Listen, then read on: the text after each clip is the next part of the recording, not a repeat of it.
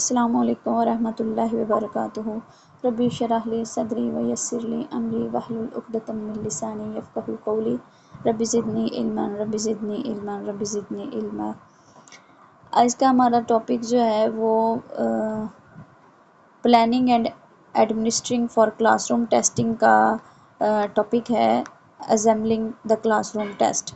Assembling the classroom test यानी कि classroom test जो हैं उनको जमा किस तरह से किया जाए। तो असेंबलिंग द टेस्ट में सबसे पहले हमारे पास है कि रिकॉर्डिंग टेस्ट आइटम्स के टेस्ट आइटम को रिकॉर्डिंग किस तरह से उनको रिकॉर्ड किया जाए या किस तरह से उनको रखा जाए।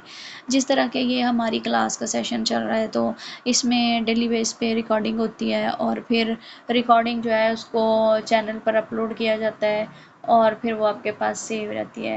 वक्तन फ़वक्तन उसको दोबारा से रिकॉर्डिंग को सुन के उसके अंदर जो कमी बेशी टॉपिक से रिलेटेड होती है अगर उसको इम्प्रूव कर दिया जाए और फिर नई वीडियो जो है वो अपडेट या उसी को किया जाए या अपलोड की जाए तो ये रिकॉर्ड मेंटेन होता जाएगा। इसी तरह टेस्ट आइटम जो है जब उनको तैयार किया जाता है तो उस वक्त उनको मुनासिब तरीके से तैयार किया जाए ताकि उनका रिकॉर्ड भी साथ साथ जो है वो होता जाए बनता जाए। अब रिकॉर्ड करने के लिए हर आइटम को अलग अलग एक कार्ड पर लिखा जाए, फिर उसके मुतलका जो भी ज़रूरी इन्फॉर्मेशन है वो जिस सेक्शन से लिया गया है उसका दुरुस्त जो आंसर है उसको भी लिखा जाए। तो इस तरह जब टेस्ट आइटम जो हैं वो जमा होते जाएंगे तो वो एक मुकम्मल फ़ाइल तैयार हो जाएगी और फिर ये जो आइटम का रिकॉर्ड्स होता है यानी MCQs अक्सर आपको कहते हैं कि ये सवाल रिपीटेड है पिछले पेपर्स में से, तो वो इसी सूरत में होता है कि जब वो एक रिकॉर्ड बनता जाता है तो जो मयारी किस्म के सवालात होते हैं या इम्पोर्टेंट किस्म के सवालात होते हैं तो उनको बार बार फिर टेस्ट के अंदर शामिल कर दिया जाता है। तो ये जो टेस्ट आइटमों का रिकॉर्ड करने का मेथड होता है ये फ्लेक्सिबल होता है, फ्लेक्सिबल बल्कि होना चाहिए क्योंकि फिर बार बार जो है वो टेस्ट आइटम को रिवाइज करके टेस्ट आइटम को जब उन पर नज़रसानी की जाती है, उनकी रिवीजन की जाती है तो फिर उनको जो है जहाँ कमी बेशी होती है उनकी काट छाँट करके उनको दुरुस्त कर लिया जाता है और फिर बार बार जो है वो तब्दील होते रहते हैं टेस्ट आइटम्स। तो इससे जो है वो फ़ाइल को एक इफ़ेक्टिव वे में अच्छा बना लिया जाता है। तो इफ़ेक्टिव यानी मुअस्सर फ़ाइल तैयार हो जाती है जिससे एक अच्छा खासा जो है वो स्टैंडर्डाइज्ड किस्म के टेस्ट आइटम का जो है वो तैयार हो जाता है। दूसरे नंबर पर है रिव्यूइंग टेस्ट आइटम्स। तो रिव्यूइंग टेस्ट आइटम यानी उन पर उनकी नज़रसानी उन पर करना, उनको बार बार उनका रिव्यू लेते रहना। तो इस बात से हट के कि जितनी भी मेहनत से इस बात को एक दफ़ा एक साइड पर रख दीजिए कि बहुत जी मेहनत की टेस्ट तैयार करने में, बेशक जितनी भी टेस्ट आइटम तैयार करने में एफ़र्ट कर ली जाए, मेहनत कर ली जाए, फिर भी कमी बेशी रह ही जाती है। तो कहीं ना कहीं कोई ना कोई जो नक्स है वो निकल ही आता है। तो ये बड़े टेक्निकल किस्म के जो हैं इश्यूज़ होते हैं या फॉल्ट्स होते हैं और इनमें से जो फॉल्ट्स होते हैं इनमें इन पर अब वन बाय वन डिस्कशन कर लेते हैं कि चंद रोज़ बाद एक तो उनकी रिवीजन होनी चाहिए ताकि जो इश्यूज़ हैं वो क्लियर हो जाएं। फिर दूसरा जो इसमें इम्पोर्टेंट पॉइंट है कि रिवीजन किस तरह से की जा सकती है, उसमें यह है कि अपने फेलोज़ जो या कोलीग्स टीचर्स हैं उनसे कहा जाए कि वो इन टेस्ट आइटम की रिवीजन करें और इन पर क्रिटिसिज्म करें, जहाँ यानी प्रॉब्लम है, जहाँ वीक पॉइंट है, जहाँ से बेहतरी की गुंजाइश है वो उसके वजाहत कर दें। और इसमें अब डिफरेंट किस्म के जो हैं वो टेस्ट आइटम हो सकते हैं। इसमें सप्लाई टाइप आइटम है यानी जिनका मुख्तसर सवाल जवाब लिखना होता है, फिर सिलेक्शन टाइप आइटम है यानी MCQs टाइप। तो ये डिफरेंट किस्म के होते हैं। फिर नेक्स्ट है कि क्या जो टेस्ट आइटम है वो उससे मतलूबा जो भी इल्म है, फ़हम है या थिंकिंग एबिलिटी है उससे ख़ुसूसी जो लर्निंग के रिज़ल्ट्स हैं वो हासिल हो रहे हैं या नहीं, या उनके आपस में कोई मुताबिकत है या नहीं। तो इससे का भी ख्याल रखना चाहिए कि वो अकॉर्डिंग टू मेंटल एज हों, अकॉर्डिंग टू लेवल हों और फिर उसके जितने भी सेक्शंस हैं उनको तैयार करने के लिए फिर उनको मज़ीद जो है उनको उनमें बेहतरी की जब रिवीजन होती है बेहतरी की गुंजाइश निकलती रहती है और वो मज़ीद बेहतर होते रहते हैं। नेक्स्ट है कि क्या जो भी आइटम है उसका पॉइंट वाज़ेह है यानी कि अकॉर्डिंग टू द टॉपिक है मतलब बाज़ दफ़ा गैर मुनासिब किस्म के सेंटेंसेस या अल्फाज का इस्तेमाल हो जाता है, तो फिर चंद दिन बाद जब उनकी रिवीजन की जाएगी तो वो उनमें बेहतरी की जो गुंजाइश है वो निकल आती है और जो भी नक्स होता है वो दूर हो जाता है और आइटम जो है वो एक दफ़ा से रिफ्रेश हो जाता है, अपडेट हो जाता है। फिर उसके बाद है कि चौथे नंबर पर क्या उसके टेस्ट आइटम के अंदर यानी स्टेटमेंट के अंदर क्वेश्चंस की तो नहीं भरमार कर दी गई कि सॉरी वर्ड्स की तो नहीं भरमार कर दी गई कि बहुत ज़्यादा गैर ज़रूरी किस्म के अल्फाज जो है वो शामिल कर दिए गए हैं जिससे स्टूडेंट को टेस्ट आइटम को अंडरस्टैंड करने में ही बहुत इशू आ रहा है, बहुत प्रॉब्लम आ रही है। तो बाज़ दफ़ा टीचर्स क्या करते हैं स्टोरी टाइप अगर दे के तो उसमें से क्वेश्चन ऐड कर देते हैं, तो इस तरह से गैर ज़रूरी मटेरियल जो है वो ऐड नहीं करना चाहिए, बल्कि स्टेटमेंट जितनी मुख्तसर होगी, जितनी जामे होगी, उतना ही उसे स्टूडेंट के लिए समझना आसान होगा। फिर है क्या आइटम मुनासिब मुश्किल को ख़त्म करता है, यानी कुछ थोड़ी बहुत डिफ़िकल्टी जो है वो आइटम के अंदर मौजूद रहनी चाहिए ताकि जो एक स्टैंडर्डाइज्ड किस्म का टेस्ट होता है उसके अंदर मुश्किलात जो है वो लाजमी होनी चाहिए, जिससे फिर स्टूडेंट की एफर्ट का पता चलता है और इतनी मुश्किलात होंगी तो फिर ही जो उसकी रिलायबिलिटी और वैलिडिटी है वो मेंटेन रहेगी। फिर उसके बाद है क्या आइटम का ऐसा आंसर मौजूद है जो एक्सपर्ट्स के लिए एक्सेप्टेबल होता है, यानी काबिल कबूल होता है। ये इस तरह के फैक्ट्स पर मबनी मटेरियल है कि कभी कभी मुश्किल बनता है क्योंकि इन्हें कभी दुरुस्त और कभी गलत समझा जाता है। फिर सिलेक्शन टाइप के यानी एमसीक्यूज टाइप के जो आइटम्स होते हैं उनकी भी इस तरह की शक्ल होती है क्योंकि उनमें सिर्फ एक बेहतरीन जवाब जो है वो रिक्वायर्ड होता है। तो इस तरह बाज़ जो है वो वजाहती जो तरीक़ाकार है वो शामिल हो जाता है। तो एक्सेप्टेबल वे में जो है वो आइटम तैयार करने चाहिए, गैर ज़रूरी वजाहत जो है वो नहीं होनी चाहिए। फिर जो है वो गैर मुतलका किस्म के इर्रेलिवेंट जो सिंबल्स हैं या साइंस हैं वो नहीं ऐड करनी चाहिए। कुछ टेक्निकल जो फॉल्ट्स हैं उनसे गुरेज करना चाहिए। एक हर आइटम के ऑब्जर्वेशन के लिहाज से जब उसे रिवीजन उसकी की जाए तो एक चेकलिस्ट तैयार कर ली जाए और उसके मुताबिक उनको सेट कर लिया जाए, यानी चेक लिस्ट के मुताबिक के वो आइटम किस नोयत के हों, किस सब्जेक्ट से रिलेटेड है, उनके स्टेटमेंट किस किस्म के है, उसके अंदर जो मुमकिन जवाब शामिल किए गए वो किस किस्म के हैं। उसके अलावा आइटम जो है वो कौमियत, इखलाकी और जिनसी असबियत से पाक होने चाहिए, यानी ना तो सिर्फ वो ख़वातीन को हिट करने वाले बनाए जाएँ, ना किसी कौमियत अक़लियत को हिट किया जाए उन पे, ना ही कोई इखलाक से गिरी हुई बात उसके अंदर शामिल की जाए, बल्कि स्टैंडर्डाइज्ड किस्म के जो हैं वो टेस्ट आइटम तैयार किए जाएँ। और फिर जब उनकी रिवीजन मुकम्मल कर ली जाती है और उन्हें टेस्ट में ऐड कर लिया जाता है आइटम्स को, तो फिर जो क्वेश्चन आते हैं वो ये हैं जिनके मुताबिक उन्हें चेक किया जाएगा कि क्या टेस्ट आइटम जो है वो लर्निंग के जो रिजल्ट्स हैं उनके नमूनों जो भी उनके सैंपल है उनको रिप्रेजेंट करते हैं या फिर टेस्ट प्लान में सिलेबस शामिल है या नहीं। फिर इतने आइटम्स हैं और हर एक की अलग अलग जो एक्सप्लेनेशन की जाए। टेस्ट आइटम जो हैं उसकी मुश्किलात मकासद और तलबा के साथ मुताबिकत रखती हूँ ताकि फिर रिजल्ट्स जो हैं वो रिलायबल रहें।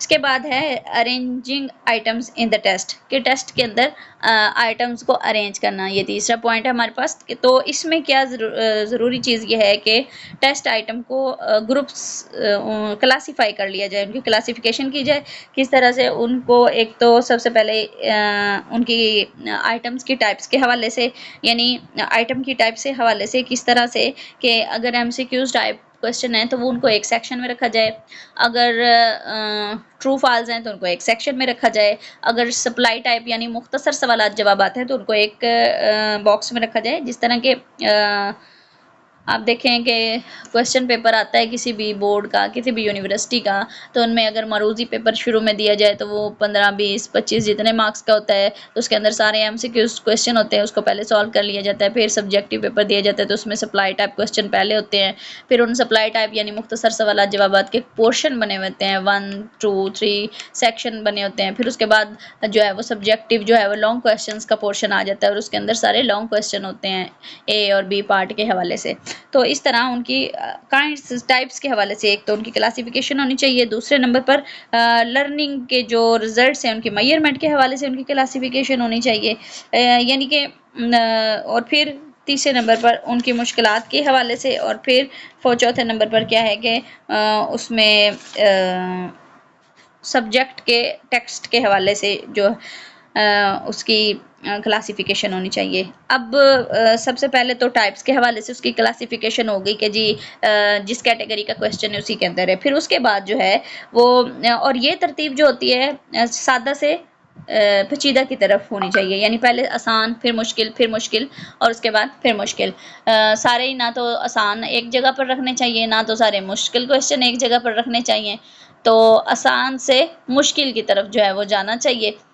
और उसके बाद क्या है कि जब ये तरतीब कंप्लीट हो गई तो उसके बाद अब अगर एक पोर्शन को ले लेते हैं, जैसे कि एमसीक्यूज टाइप क्वेश्चन है, तो एमसीक्यूज टाइप क्वेश्चंस के अंदर क्या है कि आसान से मुश्किल की तरफ जाना है, और उसके बाद जो है यानी मुश्किल से मुश्किल तरीन की तरफ जाते जाना है। पहली जो टाइप्स थी उसमें आसान से मुश्किल की तरफ था, यानी कि पहले आसान क्वेश्चंस का पार्ट रखा जाएगा टेस्ट आइटम्स का, उसके बाद डिफ़िकल्ट, और फिर उसके बाद फिर डिफ़िकल्ट। लेकिन फिर जब ये सेक्शंस डिवाइड हो गए, यानी टाइप्स के अकॉर्डिंग जो है वो आइटम्स को रख लिया पहले, यानी कि एमसीक्यूज हैं, फिर शॉर्ट आंसर क्वेश्चन है, फिर लॉन्ग क्वेश्चन है, तो उसके बाद जो है मिसाल के तौर पे एमसीक्यूज सेक्शन को लेते हैं, तो उसमें सबसे पहले ब्लूम्स टेक्सोनोमी में कॉग्निटिव डोमेन के अकॉर्डिंग जो है वो डिवीजन होनी चाहिए। सबसे पहले जो नॉलेज के अकॉर्डिंग क्वेश्चन होने चाहिए, यानी टर्म्स का से रिलेटेड, यानी जिसमें डेफिनेशंस पूछी जाए, वन वर्ड जो है क्वेश्चंस पूछे जाए जो सिर्फ मेमोरी बेस्ड होते हैं रिकॉल करने पर। फिर उसके बाद खसूसी जो ख़ास किस्म के फैक्ट्स होते हैं उनके मुतालिक क्वेश्चन हों, फिर रूल्स के मुतालिक सवालात हों, और फिर एप्लीकेशंस यानी असूलों के को अप्लाई करने के हवाले से जो है वो क्वेश्चंस ऐड किए जाएं। यानी मिसाल के तौर पर आपने एक एमसीक्यूज टाइप टेस्ट बनाया है और उसके अंदर आपने 20 मार्क्स 20 आइटम्स ऐड किए हैं, जिसमें से आप ने उसको पहले 5 सवालात जो हैं वो नॉलेज बेस्ड थे, यानी कॉग्निटिव डोमेन में पहला जो ग्रुप है या उसमें नॉलेज है, फिर कंप्रीहेंशन है, तो दूसरे में फिर फैक्ट्स के रिलेटेड। स्क्रीन शेयर है, आप पढ़ा रही हैं? जी सर, जी सर, लेक्चर कंटिन्यू है। अच्छा, दूसरे नंबर पर कॉग्निटिव डोमेन के अकॉर्डिंग जो कंप्रीहेंशन बेस्ड क्वेश्चन होने चाहिए, और थर्ड नंबर पर जो है वो रूल्स के नॉलेज के मुताबिक जो है वो क्वेश्चन होने चाहिए। तो इस तरह मुश्किल से मुश्किल तरीन की तरफ जो है वो टेस्ट आइटम को रखा जाए। 20 नंबर के 5, फिर 5, फिर 5, और फिर लास्ट वाले जो हैं वो एप्लीकेशन यानी असूलों को इतलाक के हवाले से। जैसे कि पेपर के अंदर जब भी कोई आप पेपर सॉल्व करना शुरू करते हैं, शुरू में उसे पढ़ते जाते हैं तो वो बहुत ही आसान आते जा रहे होते हैं सवाल, फिर आहिस्ता आहिस्ता मुश्किल आते जाते हैं। ठीक है, तो इस तरह से ये साइकोलॉजिकल वे भी है कि आसान से मुश्किल की तरफ जाया जाए। तो ये तरतीब होती है। उसके बाद जब सप्लाई टाइप क्वेश्चन है तो उनके अंदर भी इसी तरह की तरतीब रखनी चाहिए कि उन्हें आसान से मुश्किल की तरफ लेकर जाया जाए, मुश्किल से फिर आसान से मुश्किल के बाद मुश्किल से मुश्किल तरीन की तरफ लेकर जाया जाए। यानी कि आइटम्स के अक़साम के लिहाज से जब सेक्शन बन गए, फिर लर्निंग के पैमाइश के ज़रिए जो सेक्शन तरतीब दिए गए, फिर सेक्शंस और आइटम्स में जो मुश्किल से मुश्किल तरीन तरतीब है वो रखी गई। यानी पहले तो आपने आउटर बॉक्स बनाए, यानी आपके एमसीक्यूज टाइप हैं, फिर शॉर्ट आंसर क्वेश्चन है, फिर लॉन्ग क्वेश्चन है। जैसे पेपर के अंदर पोर्शंस बने होते हैं, सेक्शंस बने हुए होते हैं, पहले 20 नंबर के मारूजी सवाल आते हैं, फिर जो है वो 60 मार्क्स के शॉर्ट क्वेश्चन है, और फिर आगे 40 या 30 मार्क्स के लॉन्ग क्वेश्चन है। तो इसी तरह जब ये सेक्शन हो गए तो फिर एमसीक्यूज़ के अंदर जो तरतीब रखी जाएगी, ये पहले 5 एमसीक्यूज़ हैं वो आसान, फिर अगले 5 उससे मुश्किल, फिर अगले 5 उससे मुश्किल, फिर अगले 5 उससे मुश्किल। यानी कि पहले कॉग्निटिव डोमेन के मुताबिक अगर देखें तो सबसे पहले जो उसका डिवीजन में सबसे पहला ग्रुप है वो नॉलेज है, फिर दूसरा जो है वो ग्रुप है वो कंप्रीहेंशन है, फिर थर्ड पे एप्लीकेशन है। तो उस तरतीब से यानी मुश्किल से मुश्किल तरीन की तरफ लेकर जाया जाए। नेक्स्ट है हमारे पास preparing direction for the test, कि टेस्ट के लिए हदायत को तैयार करना। ये इन सारी चीज़ों का ऑलरेडी आपको पता है, लेकिन वही कि पेडागोजी और एजुकेशन की ज़बान में ज़रा इनको पढ़ लेते हैं कि आपने इनको एक्सपीरियंस भी किया हुआ है चीज़ों को। अभी टेस्ट की तैयारी के लिए जो हदायत हैं उनमें ये कि टेस्ट की तैयारी और उनको जमा करने पर क्योंकि अच्छा खासा वक्त जो है वो इन्वेस्ट हो जाता है, तो फिर उसके बाद जो है वो उसके लिए जो हदायत है टेस्ट के लिए वो भी बहुत ज़रूरी चीज़ है। और इसके लिए क्या होता है कि असातिज़ा जो हैं अक्सर रिटन फॉर्म में इंस्ट्रक्शंस नहीं लिखते और रिटन फॉर्म में नहीं देते स्टूडेंट्स को। उनका ख्याल ये होता है कि टेस्ट आइटम जो है वो अपनी वजाहत खुद ही कर रहे हैं, और बाज़ टीचर जो है वो ज़बानी तौर पर इंस्ट्रक्शंस दे देते हैं कि किस तरह से इसको सॉल्व करना है, और इसके बावजूद भी बहुत कुछ चीज़ें जो होती हैं वो उनकी वजाहत नहीं करते बल्कि स्टूडेंट्स पर छोड़ देते हैं।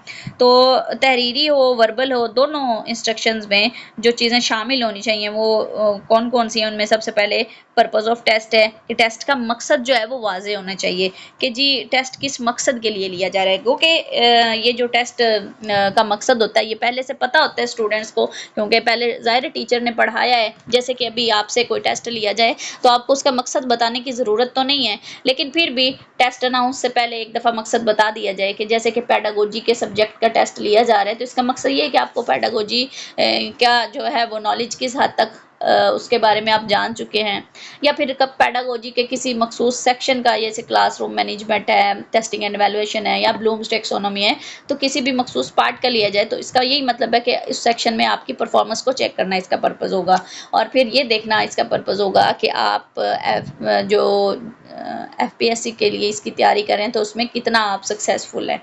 तो टेस्ट का मकसद जो है वो सबसे पहले वाज़ेह होना चाहिए कि किस वजह से लिया जा रहा है, और फिर जब टेस्ट लेने का वक्त होता है तो फिर उस दोबारा एक दफ़ा टेस्ट का मकसद जो है वो बता देना चाहिए, और आम तौर पर ये काम जो है वो ज़बानी करना चाहिए, रिटन फॉर्म में इसको करने की इतनी कोई ख़ास ज़रूरत नहीं होती। दूसरे नंबर पर है टाइम अलाउड फॉर आंसरिंग, के जवाबात के लिए मुकर्ररा वक्त जो है वो कितना है या क्या है, तो ये बहुत मददगार होता है स्टूडेंट्स के लिए जब उनको वक्त बता दिया जाए कि जी इस टाइम के अंदर आपने इसको अटैम्प्ट करना है, तो अपनी स्पीड को मेंटेन रखते हैं। अमूमन क्या होता है कि क्लासरूम के अंदर जो टेस्ट लिए जा रहे होते हैं उनमें वक्त की पाबंदी नहीं होती, वो टाइम से आज़ाद होते हैं, जितने टाइम में भी स्टूडेंट्स जो हैं वो कर लें, कोई इशू नहीं है। लेकिन जो ख़ास किस्म के पर्पज़ के लिए टेस्ट लिए जाते हैं, जैसे एडमिशन के लिए लिए जाने वाला टेस्ट या फिर जॉब के लिए दिए जाने वाला टेस्ट, तो इनके लिए या फिर एक ग्रेड से दूसरे ग्रेड में प्रमोशन के लिए, यानी अब matric 9th 10th first year second year इनके, और यूनिवर्सिटीज़ के अंदर BS डिग्री MPhil जिसके अंदर भी मिड टर्म फाइनल टर्म के एग्ज़ाम होंगे उनके अंदर जो वक्त है वो लिमिटेड होता है, और फिर उसके क्योंकि ख़ास मकासद होते हैं और वो इसलिए लिया जा रहा होता है, तो इसलिए उस टाइम के अंदर स्टूडेंट को जो पेपर है वो कंप्लीट करना उसके लिए ज़रूरी है। और अमूमन जो है वो एलिमेंट्री स्कूल के स्टूडेंट्स को जवाब देने के लिए हाई स्कूल की निस्बत ज़्यादा वक्त दरकार होता है, क्योंकि छोटे बच्चे जो हैं वो ज़्यादा वक्त लेते हैं, और जो MCQs टाइप क्वेश्चन होते हैं उनके लिए एक सवाल के लिए 1 मिनट जो है वो इनफ होता है।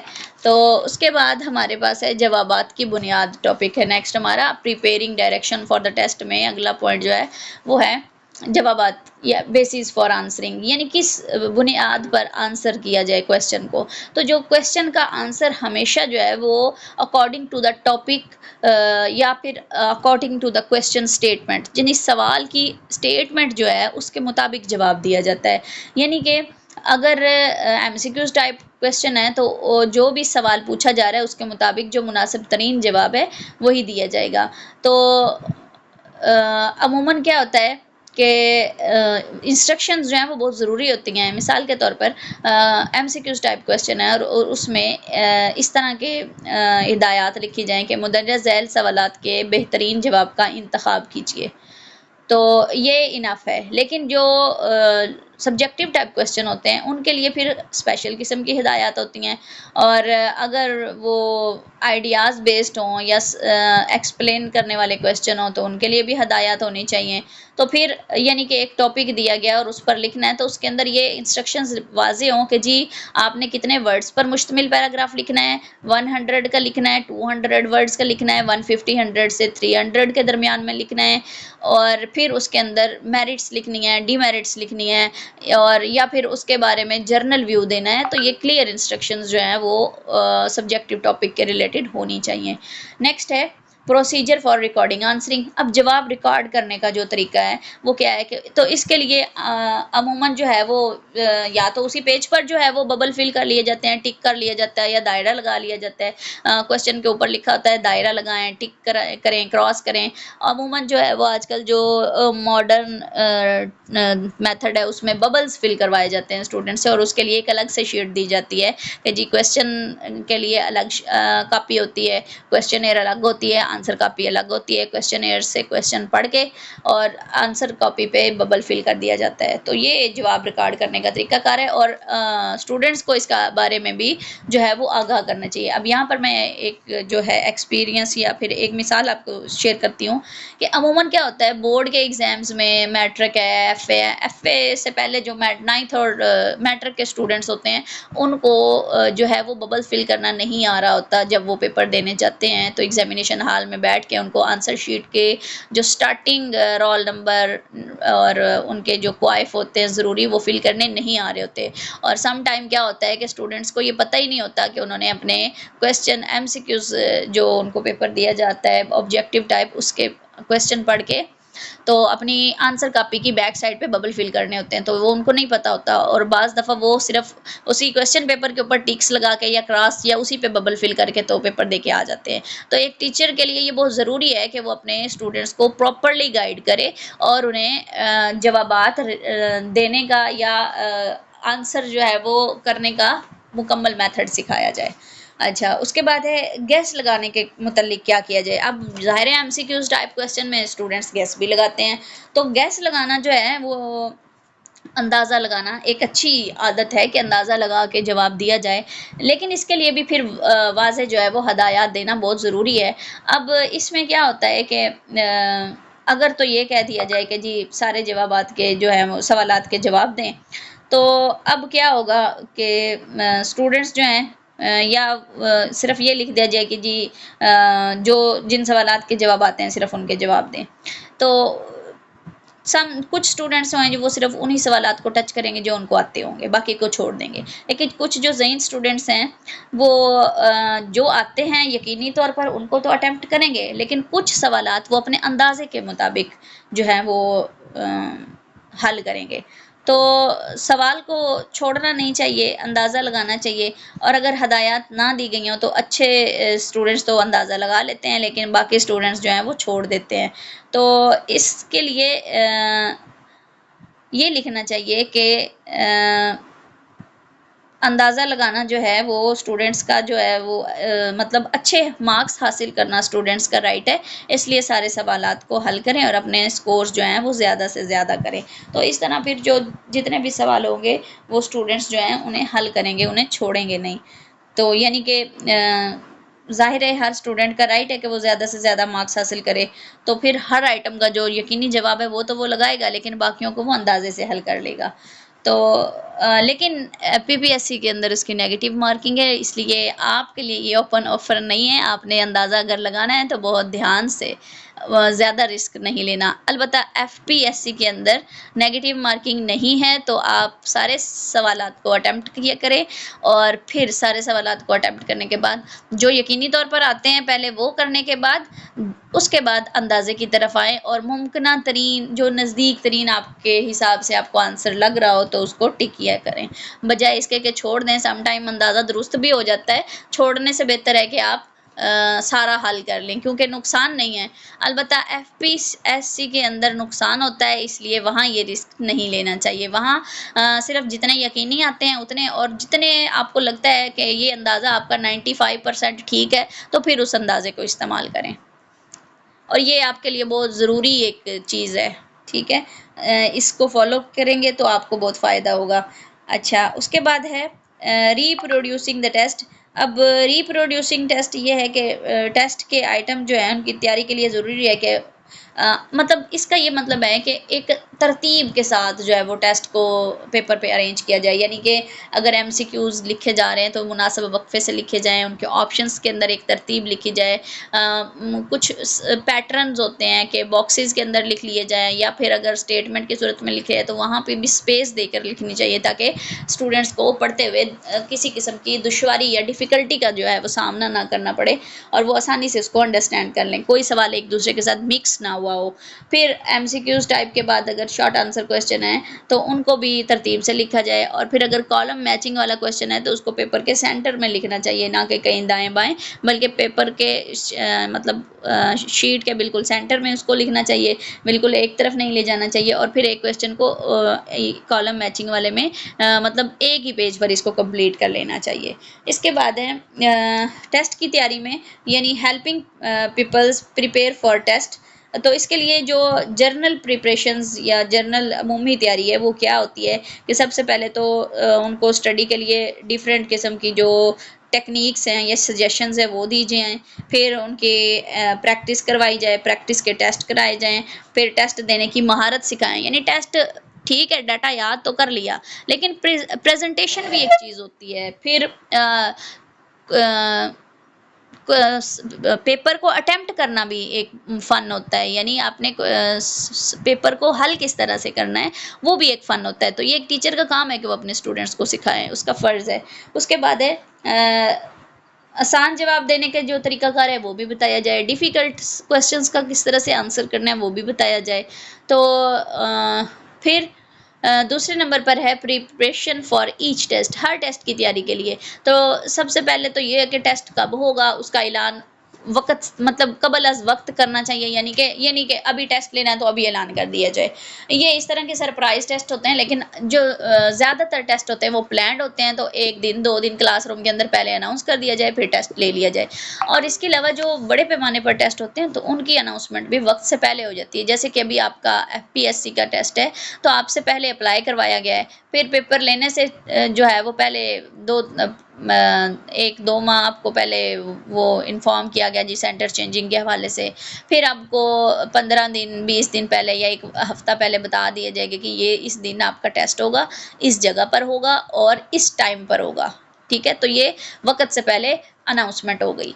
उसके बाद टेस्ट की जो कंडीशंस हैं उनको भी वाज़ेह कर देना चाहिए कि मसलन टाइम से पहले जो है वो पेपर स्टार्ट होने से पहले 1 घंटा पहले किताब की इजाज़त नहीं है, या फिर आपने उस टेस्ट सेंटर की हदूद में बुक्स या किसी भी किस्म का जो मटेरियल गैजेट कुछ भी लेकर नहीं आना। तो ये इस तरह की जो कंडीशंस हैं या इंस्ट्रक्शंस हैं ये भी वाज़ेह होनी चाहिए। फिर टेस्ट की जो लेंथ है और उसमें इस्तेमाल होने वाले जो आइटम्स हैं उनके बारे में भी वजाहत के साथ बयान होना चाहिए। जैसे कि आपको पता है कि आपका पेपर 100 नंबर का होना है और 100 एमसीक्यूज होने हैं, तो इसी तरह टेस्ट की तवालत के ही हवाले से जो है वो बताया जाए कि जी टेस्ट जो है वो इतने मार्क्स का होगा, इतने उसके अंदर सवाल शामिल होंगे और सवाल किस नौइयत के होंगे। जैसे कि बोर्ड पे के पेपर हैं या यूनिवर्सिटीज़ के, सबको पैटर्न पहले से बताया जाता है, तो इस तरह पेपर पैटर्न जो है वो पहले से बता दिया जाए। और उसके बाद मार्किंग के हवाले से बता दिया जाए कि इसकी मार्किंग किस तरह से की जाएगी और इसके रिजल्ट्स को किस तरह से मेंटेन किया जाएगा। जैसे कि ये आपको मार्किंग बताई जाती है पीपीएससी में कि नेगेटिव होगी, 4 गलतियों पर 1 नंबर काट लिया जाएगा दुरुस्त, और फिर कोई एक ख़ास उनका फार्मूला है जिसके मुताबिक वो रिजल्ट्स बनाते हैं। तो ये सारी चीज़ें जो है वो पहले से वाज़ेह कर देनी चाहिए। नेक्स्ट है administering and scoring the classroom test, के क्लासरूम के टेस्ट को किस तरह से जो है वो उनको हेल्ड किस तरह से करते हैं। एडमिनिस्ट्रिंग का मतलब है कि उनका इनेकाद किस तरह से किया जाता है। तो सबसे पहले तो ये है कि जितनी मुश्किल से टेस्ट बनाया जाता है तो उतनी ही एहतियात के साथ जो है वो टेस्ट को हेल्ड करना ज़रूरी होता है। और यहाँ जिस बात का ख्याल रखना है उसमें यह है कि स्टूडेंट्स के रिएक्शन का ज़्यादा से ज़्यादा ख्याल रखा जाना चाहिए, और फिर जो भी रिज़ल्ट्स हों उनको अदाद शुमार की शक्ल देने और उन्हें जमा करने के लिए आसान और दुरुस्त तरीके का इंतखाब करना चाहिए, नहीं जो सबकी समझ में आने वाला हो। अब टेस्ट की जो एडमिनिस्ट्रिंग है वो किस तरह से होती है कि किसी भी क्लासरूम का जो टेस्ट है वो ही बेसिक असूल होता है किसी भी टेस्ट को हेल्ड करने के लिए। तो वहाँ पर एक तो ये हम पहले भी डिस्कस कर चुके हैं कि जो तबई हालात हैं, यानी उस जगह पर एक तो मुनासिब रोशनी हो, हवा हो, टेम्परेचर ठीक हो और वहाँ किसी किस्म की कोई और टेंशन और वाला माहौल ना हो। फिर स्टूडेंट्स की जो मेंटल हेल्थ है, फिज़िकल हेल्थ है, वो भी अब ये तो स्टूडेंट पर डिपेंड कर रही है, वो ठीक होनी चाहिए। और टेस्ट के दौरान किसी किस्म का भी जो गैर ज़रूरी किस्म का प्रेशर है वो नहीं होना चाहिए, ताकि स्टूडेंट उस प्रेशर का शिकार होकर परेशान ना हो और उनके परफॉर्मेंस पर इफ़ेक्ट ना पड़े। अब इसके लिए जो टेस्ट के दौरान जो चीज़ें टेंशन क्रिएट करती हैं या जो परेशान करती हैं स्टूडेंट्स को, वो कौन सी हैं? उनमें सबसे पहले तो ये है कि अगर स्टूडेंट्स का रवैया जो है वो मुनासिब नहीं है, तो उन्हें टेस्ट से डराना, यानी अगर स्टूडेंट्स पढ़ नहीं रहे क्लासरूम में, तो टीचर जो है वो, या फिर एग्जामिनेशन हॉल में आ गए तो चुप नहीं हो रहे, तो उनको डरा दिया जाए, जी आपका टेस्ट मुश्किल आएगा, या अभी तो आप बोल रहे हैं टेस्ट के दौरान देखेंगे। इस तरह के जो स्टेटमेंट्स हैं वो नहीं होनी चाहिए। फिर स्टूडेंट्स को जो है वो ये कहना कि जी टेस्ट तेज़ी से काम करें, टेस्ट जो है उसका टाइम कम है या मुकर्रर वक़्त पर ख़त्म हो जाएगा। और फिर उसके बाद स्टूडेंट्स को टेस्ट के जो रिज़ल्ट्स हैं उनके बारे में धमकी देना कि जी अच्छे रिज़ल्ट्स नहीं आए तो आपको भुगतना पड़ेगा। तो ये इस किस्म के जो स्टेटमेंट्स होती हैं स्टूडेंट्स को मेंटली तौर पे डिस्टर्ब कर देती हैं और वो अच्छा परफॉर्म नहीं कर पाता। तो टेस्ट के बारे में जो स्टूडेंट्स की तशवीश को ख़त्म करने के लिए क्या होता है कि उन्हें अच्छे बिहेवियर के साथ ये यकीन दहानी करवाई जाए कि अगर वो मेहनत करेंगे तो उनके लर्निंग के रिजल्ट्स इंप्रूव होंगे। पॉजिटिव वे में उन्हें ट्रीट किया जाए और किसी किस्म का भी कोई नेगेटिव इंप्रेशन जो है वो उनके माइंड पर ना आए। फिर टेस्ट के लिए जो गैर ज़रूरी बातें हैं वो ना की जाएँ। जैसे कि एक टीचर जो ऐलान करता है कि जी 40 मिनट का वक्त मुकर्रर किया गया है, अगर इस मतलब ये अनाउंसमेंट करने के बाद वो 10 मिनट मज़ीद बोलता रहे, तो स्टूडेंट ये महसूस करते हैं कि जी उनका वक्त ज़ाया किया जा रहा है, क्योंकि वो मेंटली तौर पे टेस्ट देने के लिए रेडी हो चुके होते हैं, इसलिए मज़ीद वो किसी किस्म की जो डिस्कशन है वो नहीं सुनना चाह रहे होते। फिर टेस्ट के दौरान जो इंटरप्शन है वो कम से कम होनी चाहिए, यानी कि जब स्टूडेंट किसी वक्त ये कह दिया जाए कि टेस्ट में दिए गए किसी आइटम में मौजूद गलतफहमी को दूर कर लें, तो ये उसका बेहतर तरीका ये होता है कि अगर कोई कन्फ्यूजन है, कोई इशू है, तो पूरे क्लास को या पूरे रूम को एक ही दफ़ा अलर्ट करके बता दिया जाए, बार बार जो है वो डिस्टर्ब ना किया जाए। इससे स्टूडेंट्स का माइंड जो है वो डिस्टर्ब होता है और उनकी परफॉर्मेंस इफ़ेक्ट हो रही होती है। फिर है avoid giving hints to peoples who ask about individual items, यानी जो अलग अलग जो पूछ रहे होते हैं स्टूडेंट्स, उनको किसी किस्म की हेल्प या कोई रहनुमाई या कोई हिंट ना दिया जाए, बल्कि अगर कोई कन्फ्यूजन है तो वो ओवरऑल बता दी जाए। और इसके बाद है डिस्करेज चीटिंग इफ़ नेसेसरी, कि अगर जो टीचिंग का जो सिलसिला है उसको रोका जाए, उसको हौसला अफजाई नहीं करनी चाहिए उसकी, क्योंकि जब स्टूडेंट और टीचर के दरमियान रिलेशनशिप अच्छा है और स्टूडेंट ये समझते हैं कि टेस्ट उनके लिए नुकसान की बजाय फ़ायदेमंद है, तो ऐसी सूरत में फिर चीटिंग की जो गुंजाइश है वो नहीं रहती। दूसरी सूरत में भी अगर स्टूडेंट चीटिंग कर रहे हैं तो उनकी एक तो सीट्स को बार बार चेंज कर दिया जाए, फिर उनकी सुपरविजन जो है वो स्ट्रिक्टली की जाए, और इससे फिर नकल को जो है वो चीटिंग को स्टॉप किया जा सकता है, और फिर जो रिजल्ट्स के उसके टेस्ट के रिजल्ट्स हैं वो फेयर होंगे। उसके बाद है स्कोरिंग के हवाले से, तो जो स्कोरिंग है किसी भी टेस्ट की वो भी फेयर होनी चाहिए, और उसके लिए डिफरेंट जो है वो मेथड इस्तेमाल होते हैं, क्योंकि किसी भी टेस्ट में या किसी भी एग्ज़ाम सिस्टम में जो मार्क्स हैं वो देना बहुत ज़रूरी और बहुत अहम काम है, क्योंकि मार्किंग जो है वो बहुत वेरिएबल चीज़ है और उसी से रिज़ल्ट्स जो है वो बनते हैं। तो नंबर देने के लिए या मार्किंग के लिए, स्कोरिंग के लिए जो 2 बातों का जो है वो ख़ास तौर पर ध्यान रखा जाता है। सबसे पहले तो जो नंबर देने वालों की यानी जो चेकर हैं उनकी मुनासिब ट्रेनिंग होनी चाहिए और उनको वाज़ेह इंस्ट्रक्शन देनी चाहिए। दूसरे नंबर पर जिन आंसर कॉपीज़ पर मार्किंग की जा रही है या स्कोरिंग की जा रही है, उनमें से कुछ कापियों की जांच, यानी कुछ कापियों को वेरीफाई किया जाए, रीचेक किया जाए, फिर सुपर चेक किया जाए, और ताकि उनकी चेकिंग को वेरीफाई किया जा सके कि क्या वो दुरुस्त करेक्ट वे से चेकिंग हुई है या नहीं। उसके बाद ऑर्डर ऑफ स्कोरिंग है। अब नंबर देने की जो तरतीब है, अगर तो ऐसे टाइप टेस्ट है तो बेहतर ये है कि उसका बेहतर तरीका ये है कि पहले एक पर्सन जो है वो पूरे पर्चे के पहले सवालात पर आंसर करे। यानी मिसाल के तौर पर 10 स्टूडेंट्स ने पेपर दिए, 10 स्टूडेंट्स के ने हर सवाल जो है वो 5 सवाल हल करने थे हर स्टूडेंट ने। तो 5 सवालात में से जो हर स्टूडेंट का पहला सवाल है उसको एक एग्जामिनर चेक करे, दूसरे को दूसरा करे, तीसरे को तीसरा, और इसी तरह चलता रहे ये सिलसिला। तो इस तरह क्या होगा कि तमाम कैंडिडेट के साथ इंसाफ होगा और उनकी सलाहियतों का बेहतर तौर पर अंदाज़ा किया जा सकेगा। अब इसके बरक्स एक दूसरा तरीका ये होता है कि एक पूरी कॉपी को एक शख्स चेक करे, फिर दूसरी कॉपी को एक शख्स चेक करे। तो इस तरह जो है वो बेहतर उसकी एबिलिटीज़ का अंदाज़ा भी नहीं लगाया जा सकता, और फिर मार्किंग करने वाले शख्स का जो मिजाज है, उसकी तबीयत की जो नरमी गर्मी है, उसका भी बड़ा असर पड़ रहा होता है मार्किंग पर। तो ऑब्जेक्टिव टाइप किस्म का अगर टेस्ट हो तो उसमें तो फिर मार्किंग जो है वो उसके टेस्ट कॉपी के ऊपर भी लिखी जा सकती है और अलग पेज पर भी मार्किंग की जा सकती है, और उसमें जो है वो रिजल्ट्स फेयर होते हैं। और फिर ज़्यादा कापियों पर नंबर देने के लिए जो है वो एक ख़ास पेज पर फिर अलग से उसका रिज़ल्ट बनाया जाए। अब उसके बाद है रीस्कोरिंग। रीस्कोरिंग ये है कि यानी कि आप इसे रीचेकिंग कह सकते हैं कि एक दफ़ा जब ज़्यादा तादाद में कापियों की चेकिंग हो गई, मार्किंग स्कोरिंग हो गई, तो फिर बेहतर ये होता है कि एक दफ़ा उनकी रीस्कोरिंग कर ली जाए, उनको रीचेक कर लिया जाए कि कहीं कोई गलती तो नहीं रह गई, कुछ छूट तो नहीं गया। या फिर अगर हर कापी की रीस्कोरिंग मुमकिन नहीं है तो हर 5वीं या हर 10वीं कापी की रीस्कोरिंग कर ली जाए, ताकि इससे ये तसल्ली हो जाए कि मार्किंग जो है वो स्कोरिंग जो है दुरुस्त तरीके से की गई है। उसके बाद है कि डिवाइसेस ऑफ स्कोरिंग, यानी मार्किंग के या स्कोरिंग के जो तरीके हैं या आलात हैं वो क्या हैं। तो 2 तरीके आमतौर पर इस्तेमाल किए जाते हैं, उनमें से एक है हाथ से नंबर देने का तरीकाकार। अब हाथ से यानी कि एमसीक्यूज टाइप क्वेश्चन है तो उसको हाथ से चेक करते जाएं, ठीक है। और इसमें फिर उन्होंने डिफरेंट किस्म के जो मेथड बताए हैं कि 4 किस्म के तरीके जो हैं वो हाथ से भी चेकिंग करने के लिए इस्तेमाल होते हैं, जिसमें स्ट्रिप कीज़ हैं, विंडो स्टेंसिल्स हैं, कार्बन है, और उसके बाद मशीन स्कोरिंग स्टेंसिल्स हैं। यानी ये मुख्तलिफ तरीके हैं जिनसे पेपर को हाथ से चेक किया जाता है।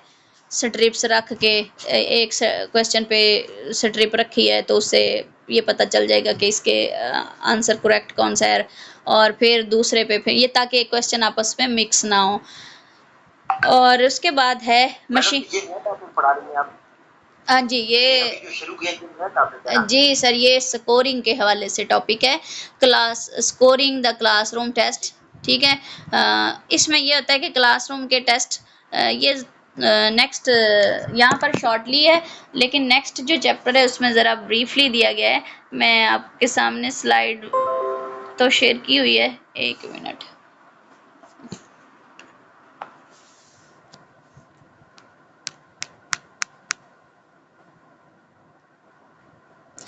ये पिछले टॉपिक से मिलता जुलता ही है स्कोरिंग के हवाले से।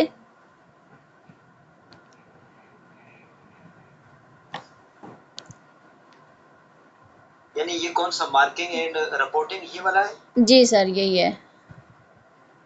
तो ये मतलब ये तो एक नया सबक शुरू हो रहा है, काइंडली ये कल नहीं शुरू कर सर थोड़ा सा आज करेंगे, थोड़ा सा आज करेंगे और बाकी इंशाल्लाह कल करेंगे। तो फिर खत्म ही हो जाएगा ये। हाफ आज करेंगे इंशाल्लाह हम, तो हाफ कल करेंगे। ये असल में पहले वाला टॉपिक थोड़ा शॉर्ट था तो थोड़ा सा ये और इजाफी ऐड किया। जी, मार्किंग है, रिपोर्टिंग है। ये मार्किंग हो या स्कोरिंग हो, ठीक है, एक ही बात है। ये देखें, ये स्कोरिंग है, ये सारी कि किस तरह से आपने स्कोरिंग करनी है, ठीक है।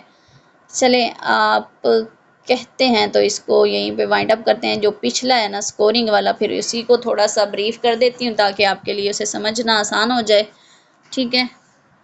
अच्छा, स्कोरिंग क्या है कि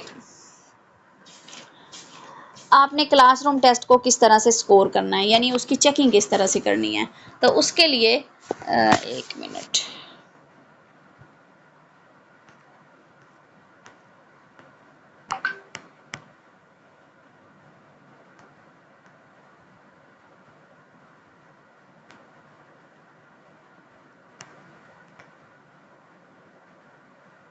जी, ये आ गया आपके पास 2 52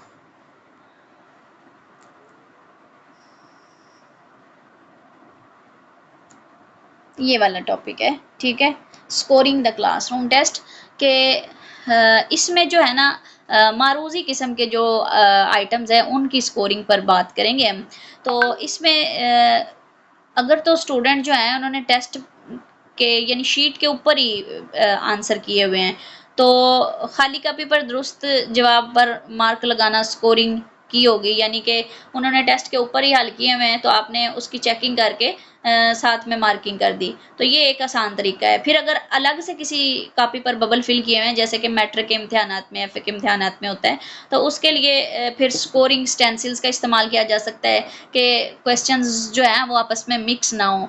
एक क्वेश्चन नंबर 1 है तो 1 वाले 2 वाले पे नीचे एक पेज रख लें या स्टेंसिल्स रख लें ताकि 1 वाला प्रॉपर शो हो और उसमें पता चल जाए कि दुरुस्त ऑप्शन कौन सा है। इसी तरह फिर नेक्स्ट, तो इस तरह स्कोरिंग स्टेंसिल्स का इस्तेमाल किया जाता है। फिर जब हर टेस्ट पेपर स्कोर हो जाता है तो फिर हर जो दुरुस्त जवाब है वो दिए गए आइटम को अलग करके तो उनकी जो है वो एक उन पर रेड लाइन लगा दी जाए ताकि ये पता चल जाए कि स्टूडेंट्स ने कौन से आइटम को छोड़ा है और कौन से को सॉल्व कर लिया है। फिर उसके बाद ये है कि जब चेक करने वाला इस के साथ स्कोरिंग स्टेंसिल्स का इस्तेमाल करते हैं तो उसके अंदर जो छोटे छोटे एक स्ट्रिप्स होती हैं और एक स्टेंसिल्स होती हैं। ये स्टेंसिल्स मीन के स्केल टाइप होता है, ये स्केल टाइप होता है एक स्कोरिंग स्टेंसिल्स के ये जो ऑब्जेक्टिव टाइप क्वेश्चन होते हैं एमसीक्यूज टाइप उनको चेक करने के लिए इस्तेमाल होता है। जैसे आपने मैट्रिक की अगर शीट देखी हो जिस पे बच्चे बबल फिल कर रहे होते हैं या फिर उसकी एफए की, तो उसके ऊपर जब वो सुराखों वाला वो पैमाना रखा जाता है ना तो उसमें फिर बबल्स जो हैं वो शो हो रहे होते हैं कि जी कौन से दुरुस्त हैं और कौन से फिल हुए हुए हैं। यानी कि इससे ये होता है कि चेकिंग करने में आसानी हो जाती है, क्वेश्चन आपस में मिक्सअप नहीं होते और मार्किंग जो है या स्कोरिंग जो है वो वैलिड हो जाती है। अब फिर उसके बाद है करेक्शन फॉर गेसिंग, यानी अंदाजे की जो दुरुस्तगी है। अंदाजे की दुरुस्तगी आमतौर पर उस वक्त होती है जब स्टूडेंट्स के पास इतना वक्त ना हो कि वो तमाम जो आइटम्स हैं उनके जवाब को लिख सके और जब उन पर ये पाबंदी भी हो कि अंदाज़ा लगाने पर आपको जो है वो फ़ाइन किया जाएगा, तो उसके लिए जो फिर एक फार्मूला यूज़ किया जाता है उसके हिसाब से वो फिर जो है वो निकालते हैं और फिर गलत दुरुस्त के लिए कितने जी गलत हैं, कितने स्कोर दुरुस्त हैं, फिर कितने कसीरुल इंतखाबी सवालात में अलग होता है। वो फिर उस हिसाब से जो है वो उनकी गैस कर लेते हैं उनकी करेक्शन के हवाले से कि मतलब कि ओवरऑल जब चेकिंग हो गई तो एक अंदाज़ा लगाना है कि जी कितने परसेंट जो हैं वो एमसीक्यूज़ क्वेश्चन ठीक थे, कितने परसेंट जो है वो शॉर्ट आंसर क्वेश्चन है, तो उसके लिए फिर एक अंदाज़ा लगाया जाता है। तो उसके लिए फिर टोटल मार्क्स, फिर जितने ऑब्टेन्ड मार्क्स हैं और फिर अगर परसेंटेज निकालनी है तो परसेंटेज का जो है वो फार्मूला लगा दिया जाता है। तो जी, तो ये हमारे पास था इसकी स्कोरिंग के हवाले से। मज़ीद ये स्कोरिंग का टॉपिक थोड़ा लंबा है, नेक्स्ट हमारा जो चैप्टर है वो इसी से है, basic principle of good marking system, या फिर इसको कह लें कि मार्किंग एंड जो है वो रिपोर्टिंग। जैसे कि आप कह रहे थे कि वो नया टॉपिक है मार्किंग एंड रिपोर्टिंग, तो उसमें थोड़ा सा मैंने आपके सामने वजाहत की कि जो स्कोरिंग है वो बहुत ज़्यादा ज़रूरी चीज़ होती है। फिर स्कोरिंग को किस तरह से, उनकी ऑर्डर किस तरह से होना चाहिए, फिर उसकी रीस्कोरिंग किस तरह से होनी चाहिए, फिर जो डिवाइसेस हैं स्कोरिंग करने की, एक उनमें हाथ से जो है वो स्कोर करने का तरीकाकार है और दूसरा जो है वो फिर मशीन के ज़रिए स्कोर करने का तरीकाकार है। और आजकल के दौर में जो ज़्यादा इस्तेमाल हो रहा है ना वो मशीन वाला इस्तेमाल हो रहा है, हाथ वाला बहुत कम इस्तेमाल हो रहा है, क्योंकि मशीन का जो तरीकाकार है स्कोर करने का उसमें एक तो वक्त बचता है, ठीक है, और एक फिर काम ज़्यादा हो जाता है कि मशीन एक वक्त में जो है वो तकरीबन 9000 कापियाँ जो है वो चेक करती है, ठीक है, 1 घंटे के अंदर 9000 कापियाँ वो चेक करेगी। इससे क्या होगा, पैसा भी बचेगा और पैसे के बचने के साथ साथ जो है वो टाइम भी बचेगा। अब जितने लोग टेस्ट को चेक करने के लिए हायर करने हैं उनको ज़ाहिर है उनकी जो है मुआवजा भी देना है, फ्री ऑफ कॉस्ट तो वर्क नहीं हो सकता। ठीक है, तो ये हमारा टॉपिक है। नेक्स्ट जो है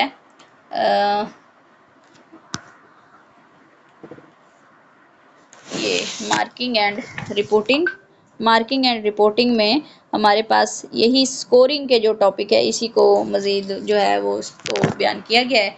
तो इसमें जो हाथ से तरीकाकार है स्कोर करने का उसमें स्ट्रिप कीज़ हैं, विंडो सेंटेंसिल्स हैं, कार्बन और पिन प्रिक है, फिर मशीन स्कोरिंग स्टेंसिल्स हैं। इनकी डिटेल हम इंशाल्लाह नेक्स्ट क्लास में करेंगे। अभी हम मशीन से जो है वो मार्किंग की बात कर रहे थे।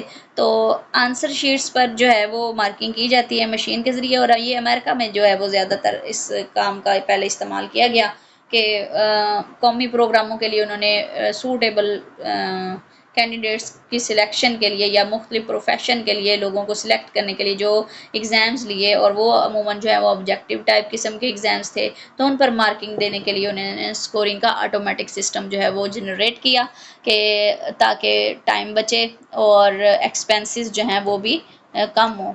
तो इसमें फिर आजकल जो है वो मशीनों का सिलसिला जो है वो प्रोग्रेस कर चुका है, तरक्की पा गया है। तो मशीन जो है वो दोनों साइड शीट पर जो लिखा गया है या बबल फिल करके उनको पढ़ लेती है। अब फैक्टर्स अफेक्टिंग द स्कोर के जो अवामिल जो हैं वो असरअंदाज होते हैं किसी भी किस्म की स्कोरिंग पर, तो उसमें सबसे पहले तो ये है कि किसी भी किस्म की जो इंटरप्शन है अवॉइडिंग डिस्ट्रैक्शंस, कि जहाँ तक ये मुमकिन हो कि कमरा जमात के अंदर या कमरा इम्तिहान के अंदर इंटरप्शन को जो है वो रोका जाए। यानी इससे क्या होता है स्टूडेंट का जो माइंड है वो भटक जाता है, अटेंशन डाइवर्ट हो जाती है। यानी आप खुद जिस रूम में एग्ज़ाम्स दे रहे हैं तो वहाँ अगर बार बार शोर क्रिएट कर दिया जाए, ऊंची आवाज़ में आपका सुपरवाइज़र या निगरान इन्विजिलेटर बोलना शुरू कर दे, तो वो आपके लिए पेपर हल करने में दुश्वारी का सबब होगा। तो इसके लिए मुनासिब ये है कि डोर पर या वॉल पर जो है मुनासिब किस्म की इंस्ट्रक्शंस या साइंस लगा दिए जाएँ ताकि बाहर लोगों को पता हो कि जी इम्तिहान हो रहा है, वो शोर क्रिएट ना करें। दूसरे नंबर पर डिस्ट्रीब्यूशन टेस्ट ऑफ एग्जामिनर्स, के अगर कमरा जो इम्तिहान है या टेस्ट्स हैं एग्ज़ाम्स जो हैं वो एक से ज़्यादा रूम्स में लिया जा रहा हो तो वक्त शुरू होने से पहले हर रूम के अंदर जो है वो क्वेश्चन पेपर डिवाइड कर दिया जाए, आंसर शीट दे दी जाए और जितनी भी ज़रूरी चीज़ें हैं वो पहुँचा दी जाएँ ताकि बार बार जो है वो इंटरप्शन ना हो। उसके बाद है कि एडहेरिंग टू डायरेक्शंस, के हदायत की पाबंदी की जाए कि इम्तिहान के सवालात का जवाब देने के सिलसिले में जो हदायत दी गई हों, यानी जैसे कि मैंने आपको पहले बताया कि जिस नौइयत का सवाल होगा उसी नौइयत का जवाब देना चाहिए, वर्ड्स की लेंथ का ख्याल रखना चाहिए, टॉपिक की जो सब्जेक्ट है उसके मुताबिक लिखना चाहिए और फिर ग्रामर का यूजेज जो है वो दुरुस्त हो। फिर वक्त के जो नेक्स्ट जो फैक्टर है वो है टाइमिंग जो है वो जो टाइम दिया गया है उसकी पाबंदी की जाए। अब आपके पेपर पर रिपोर्टिंग टाइम दिया गया होता है आधा घंटा पहले का कि आपने इतने टाइम पे रिपोर्ट करनी है ताकि आपको पहले से शीट मिल जाए, आप उसको फिल करके इजी हो जाएं, रिलैक्स कर लें 1-2 मिनट और उसके बाद आपको क्वेश्चन पेपर दिया जाता है। तो इस तरह वार्निंग बेल और फाइनल बेल का ख्याल रखना चाहिए और वक्त से जब जो वक्त दिया जाए उसके मुताबिक जो है वो फॉलो करने चाहिए इंस्ट्रक्शंस को। उसके बाद सुपरविजन है, जब इम्तिहान का जो स्टूडेंट्स आंसर लिख रहे होते हैं एग्ज़ाम्स में पेपर का आंसर लिख रहे होते हैं तो उस वक्त जो है वो इन्विजिलेटर को या सुपरवाइज़र को रूम के अंदर जो मूवमेंट करते रहना चाहिए ताकि ये देखता रहे कि हर कैंडिडेट जो है वो अपना काम ठीक तरीके से कर रहा है और उसे किसी किस्म का कोई मसला तो नहीं है और वो मुनासिब जगहों पर ही निशान लगा रहा है, बबल फिल कर रहा है, चीटिंग वगैरह तो नहीं कर रहा। फिर एंडिंग द टेस्ट है यानी इम्तिहान को ख़त्म करना। तो हर मुम्तहिन का ये ख्याल उसे ये रखना चाहिए कि स्टूडेंट्स जो हैं वो वक्त पर ही अपना काम जो है वो रोक दें, यानी टाइम ख़त्म हुआ तो स्टॉप राइटिंग नाउ उन्हें कहकर जो है वो लिखना बंद करवाना चाहिए और फिर उनसे आंसर कापी जो है वो कलेक्ट कर लेनी चाहिए। तो ये हमारे कुछ फैक्टर्स थे जो स्कोर्स पर इफ़ेक्ट कर रहे थे। अच्छा, फिर अब जो मेजरमेंट है वो एवेल्यूएशन का सिर्फ एक एस्पेक्ट है। तो मुस्तकिल वक्फों के साथ उसके ज़रिए स्टूडेंट्स की प्रोग्रेस को चेक करने के लिए और फिर वालदैन को यानी पेरेंट्स को स्टूडेंट की परफॉर्मेंस से अवेयर करने के लिए टेस्ट जो हैं वो वक्तन फ़वक्तन होने चाहिए। मेजरमेंट जो है वो होती रहनी चाहिए ताकि उनकी लर्निंग इम्प्रूव हो। और फिर क्योंकि टेस्ट एग्ज़ाम्स में जो भी स्कोर्स हासिल होते हैं या ग्रेड्स हासिल होते हैं वो बेहतरीन जो है वो मददगार होते हैं स्टूडेंट्स के लिए और उनकी परफॉर्मेंस को बेहतर बनाने के लिए। और फिर स्टूडेंट्स के पेरेंट्स के साथ टीचर्स की जो मीटिंग्स हैं वो भी बहुत इफ़ेक्टिव होती हैं। और स्टूडेंट्स को जो है वो पीटीएम हेल्ड करवा के अवेयर करते रहना चाहिए और ताकि किसी किस्म की कोई कन्फ्यूजन हो, कोई उलझन हो तो उसे दूर कर दिया जाए। तो ये आज का हमारा टॉपिक था। कल हमारा इंशाल्लाह टॉपिक होगा कि basic principle of good marking system. ठीक है। ये अभी जो है ना सर हमने आज सिर्फ इस स्कोरिंग एंड रिपोर्टिंग के कंसेप्ट को थोड़ा सा समझा है। ये जो स्कोरिंग का था ये पिछले टॉपिक से रिलेटेड था लेकिन उन्होंने दे इसमें दिया हुआ था तो इस वजह से इसको थोड़ा सा ब्रीफ किया है। कल का हमारा न्यू टॉपिक है basic principle of good marking system. इंशाल्लाह कल हम इसको डिस्कस करेंगे। तो आज के टॉपिक से रिलेटेड अगर कोई क्वेश्चन है तो वो आप कर सकते हैं। कौन मौजूद है? जी सर।